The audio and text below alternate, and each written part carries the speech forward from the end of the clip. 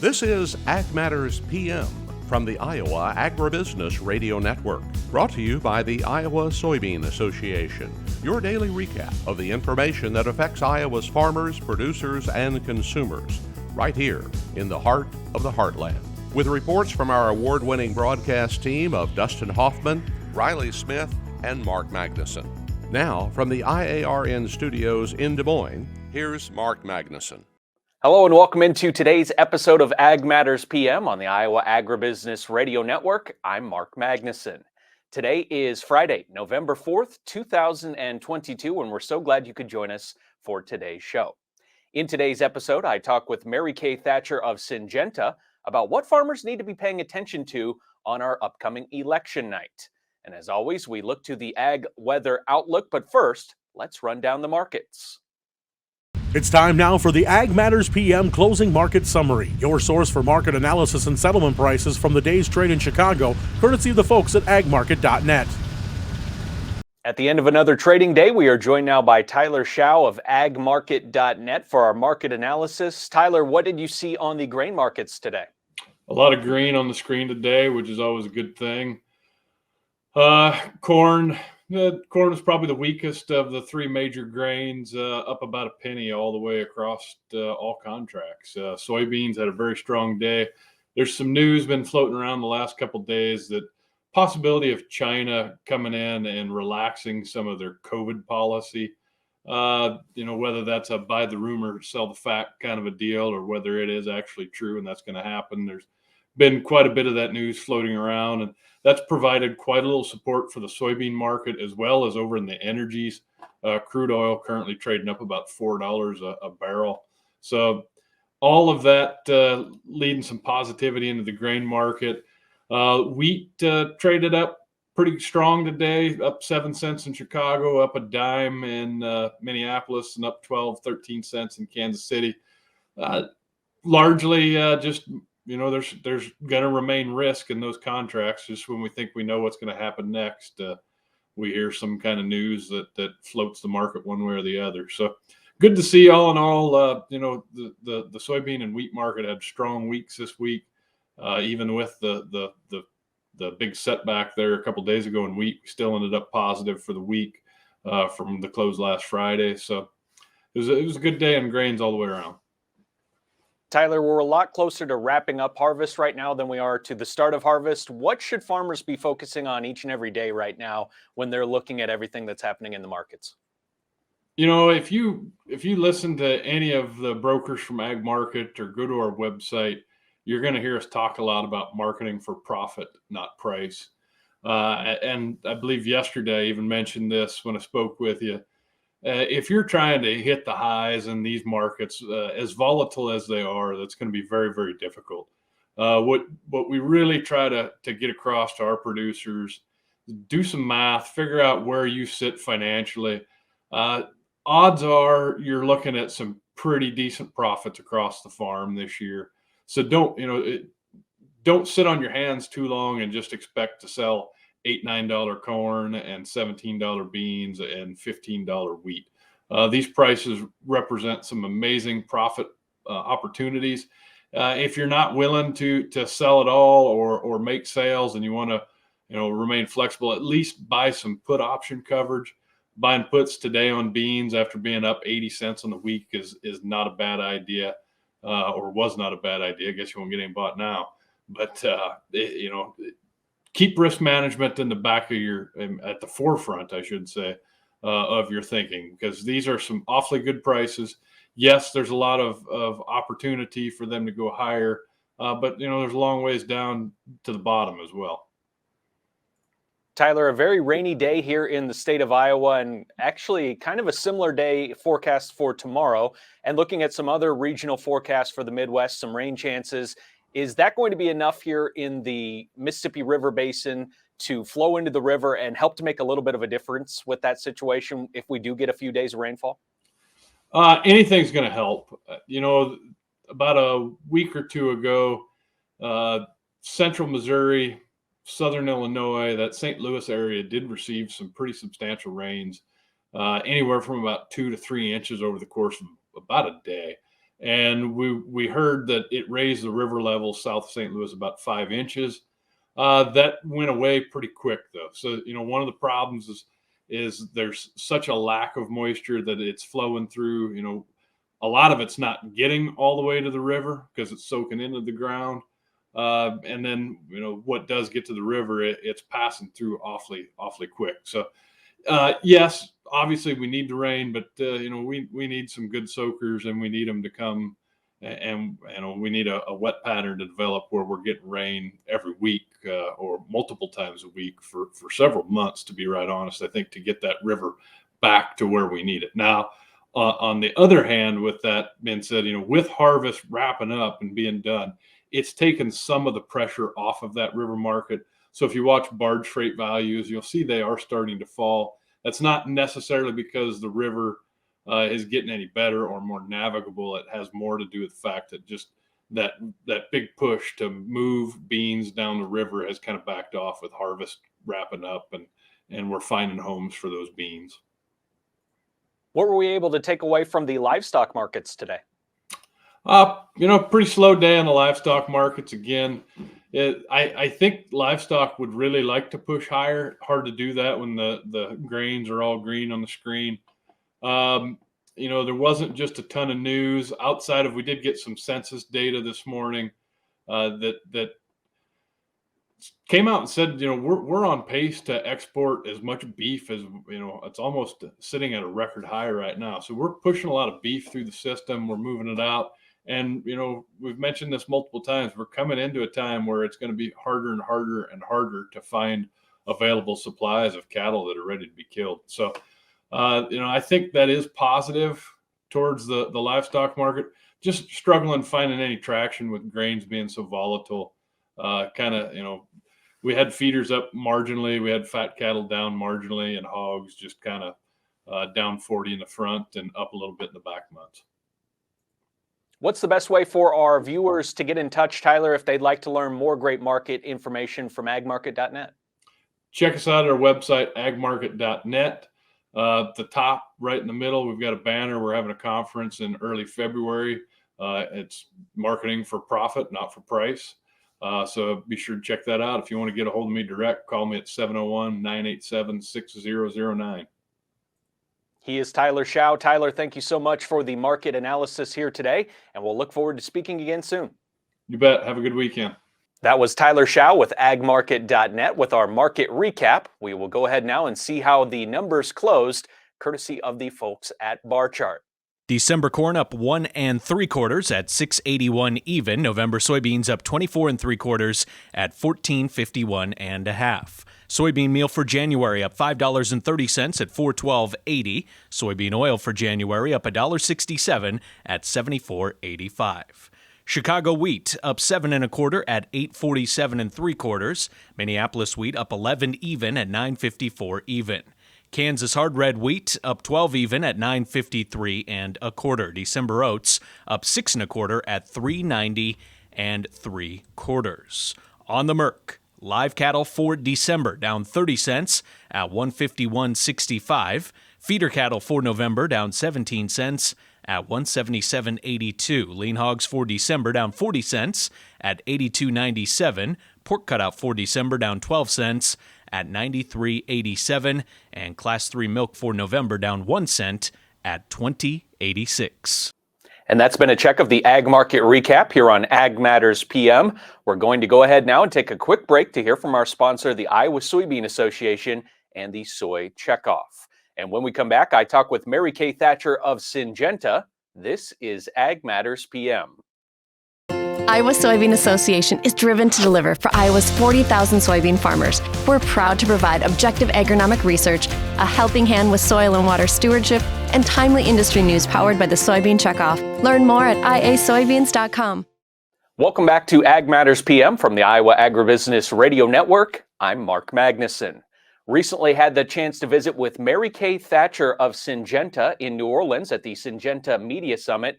We had a lot of interesting topics to discuss with Mary Kay about the upcoming 2022 midterm elections and also what farmers need to be paying attention to on election night. Mark Magnuson with the Iowa Agribusiness Radio Network, and I'm here with Mary Kay Thatcher. We are at the Syngenta Media event in New Orleans, and we're talking all about crop protection.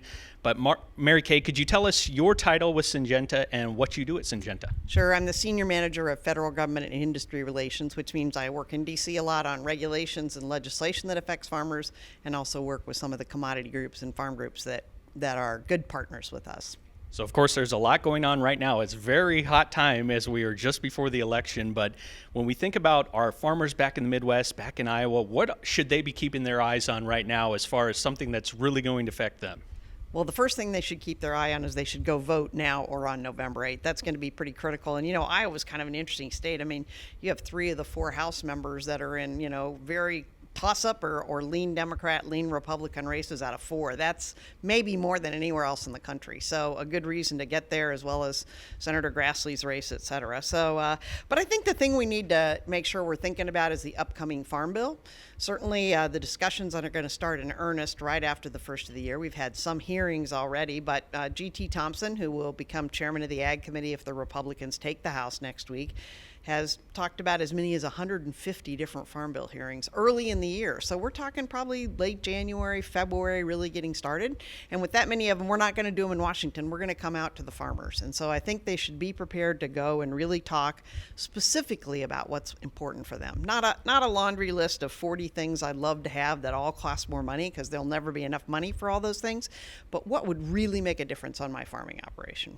And you presented yesterday here at the conference, and I know this is not an easy question. You can't predict the future, but if you're looking at the Farm Bill, let's say the Republicans win the House and the Senate, how would the Farm Bill look? And I guess on the opposite side of the coin, what would we be expecting?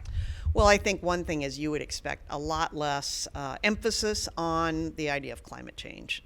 Certainly, you're going to see the Republicans do a ton of oversight. I think climate change will be at the forefront of that. How is the $3.5 billion in money that the Secretary of Ag has sent out, how is it being spent? I think you're going to look at a lot of oversight about the disaster assistance money that went out, because that all pretty much went out through the Commodity Credit Corporation without Congress having a whole lot to do with most of it on how did it really go, and then the implementation of was it spent in the right way. So I would say there's going to be a lot of oversight to start with, but then I think probably more emphasis as you think about a Republican House and Senate on farm safety net, et cetera, rather than what more conservation programs can we do to affect climate change. Another very interesting point of your presentation yesterday was, I thought, when you talked about the counties that are very rural, I think, did you call them pure rural? Is that what it was? And the fact that there's very few that are led now by Democratic politicians. They're almost exclusively Republican. Could you tell us what that kind of looks like? And has that always been the case? Are those numbers in the same ballpark as they were before, or are they wildly different? It has not always been the case. I don't know, what was it, 15 years ago when there were 50-some blue dog Democrats, which are the moderate Democrats. They probably lean toward Democratic policies on social issues, but they're fiscally very responsible. I think of them that there were 23 or 24 out of 26 members of the House Ag Committee that were blue dog Democrats. So a very moderate group, right? Now what you have is by one definition, 70 out of the 435 districts in the House that are what's called pure rural. But of those 70, only 8 are Democratic members. 8. Now, we all know that in agriculture, most people are Republican. They say, so what? Could there be less? But it's a real problem. If we want to go to EPA, for example, and comment on glyphosate or chlorpyrifos or atrazine or whatever it may be, I can go get 40 Republican members of the House to send a letter, and Mr. Regan's going to say, who cares? But if I go get a couple, 3 Democrats, that makes a difference. Well, if there's only 8 of them to get, and there are 4 of those 8 that are in some significant trouble as far as being reelected, after this reelection, it's possible we only have 4 Democrats out of 70 people in rural, representing the pure rural districts in America. So that's problematic. We need a little bit better balance. Not much we can do about it, but it's not a throwaway. It's an important thing to remember that, Democrats play a role, Republicans play a role, and if we don't have but one party in agriculture, it's going to make life more difficult. Is there anything else you're watching apart from just the election and I guess thinking about the Farm Bill coming up? Where else are you kind of keeping track of? Well, we're certainly trying to keep track of EPA and all the issues they're getting pushed through on, are there different ways to get rid of neonics or atrazine or glyphosate, or what's happening? Are they really following sound science? What kind of resources? I think most people agree that not EPA in general, but the part of EPA that does pesticides is woefully underfunded. And therefore, when people like Syngenta bring forward new products, and there aren't enough people at EPA to evaluate it, it might take an extra 2 or 3 years to get that product through the process. Well, most of those new products are, more efficient, more environmentally sound, better products. So we want to get them out on the market, and farmers want new things on the market, especially as we're facing weed resistance on so many of those products. So I think we have to work on making sure we've got a good staff, again, being very careful we're not just throwing money at EPA, but putting it within one specific program, the Office of Pesticide Policy, that has the potential to speed up some of these processes. And going back to the historical angle, it does seem like there's a lot of pressure from the EPA on farmers right now and those regulatory demands. Has that increased, or does it just feel that way? Oh, no, it definitely has increased. In fact, I think you could look at this EPA was pretty darn good to farmers in the first year of the administration. Not great on ethanol policy. I think we're still waiting on that, the ethanol announcement. What is it, by the 15th or 16th of this month, I believe. But as far as pesticides, they were pretty good. But, my speculation is that what happened is, the administration figured out 6 or 8 months ago, hey, there's a really good chance we lose the House. There's a potential we lose the Senate. And therefore, anything that we've been able to do by having a Democratic House, a Democratic Senate, a Democratic administration goes away. And the only way we're going to get it done is through regulatory edict, and so they've moved in that direction. Again, presuming you get one of the other House or Senate that comes into Republican, I think some of that will have to slow down. Mary Kay, is there anything else you'd like to let our listeners and viewers know about when it comes to what they should also be following? Well, trade would be an important one. Let's keep the foot on the pedal there. We kind of let it go. We kept thinking, once they figure out some of their policies at USTR, they're going to kick back into gear. But, we haven't had a free trade agreement. The U.S. hasn't for 12 years. It's time. Our competitors are cutting them and we're not. And we really need to continue to push trade when we're sending 20% of the volume and 25% of the value of ag products out of this country. We can't ignore new trade agreements. She's Mary Kay Thatcher with Syngenta. Mary Kay, thank you so much for the time and have a great rest of your week. Thank you. That was Mary Kay Thatcher with Syngenta. As for right now, let's take a look at the ag weather outlook. Well, we knew that today was going to be quite a bit different weather-wise compared to yesterday when it was much milder, a nice fall day on Thursday. But here today, very rainy and cool throughout the state of Iowa. And we're looking for a similar type of day on Saturday. As for right now, let's go ahead and take a look at what the National Weather Service has in store for the next 24 hours. As you can see from the National Weather Service, today showers are likely around the state with temperatures dipping as the day progresses. We have a big range for high temperatures around Iowa today with highs in the low 40s to upper 60s. Tonight the cooling continues. Rain and snow will be mixing in the western portion of Iowa, with rain prevalent throughout the rest of the state. Lows in the low 30s to mid-50s this evening. Tomorrow, a fairly similar day to Friday. Mixed precipitation will give way to sunshine in the west, however. Rain and falling temperatures will continue in the east. Highs in the upper 40s to upper 50s. Turning our attention to our affiliate weather map for tomorrow, Cherokee, partly cloudy skies and a high around 49. Shenandoah, cloudy and 51. Des Moines will be mostly cloudy tomorrow with a high expected around 47. Albia, mostly cloudy and also 47. Waterloo, mostly cloudy, slightly warmer at 48. And Clinton continues the trend as the warmest spot in the state this week in our map, as Clinton will be mostly cloudy tomorrow and a high around 58. For a more detailed forecast in your part of the state, check with your local Iowa Agribusiness Radio Network affiliate. And that's been a check of the Ag Weather Outlook. And that also brings us to the end of this episode of Ag Matters PM. You can find all of our content on our website at iowaagnet.com. You can also follow us on Facebook, Twitter, and TikTok. And you can find our video content and all of our previous episodes of AMPM on our YouTube channel. And while you're there, you can subscribe. Make sure you click on the notification bell as well. That icon will let you know whenever we have any new video content that we have uploaded to the page. And don't forget our free twice daily market podcast wherever you find your favorite podcast, be it Apple, Amazon, Google, Spotify, or Podbean. From the IARN studios in Des Moines, I'm Mark Magnuson. On behalf of Riley Smith and Dustin Huffman, we thank you for watching. This has been Ag Matters PM.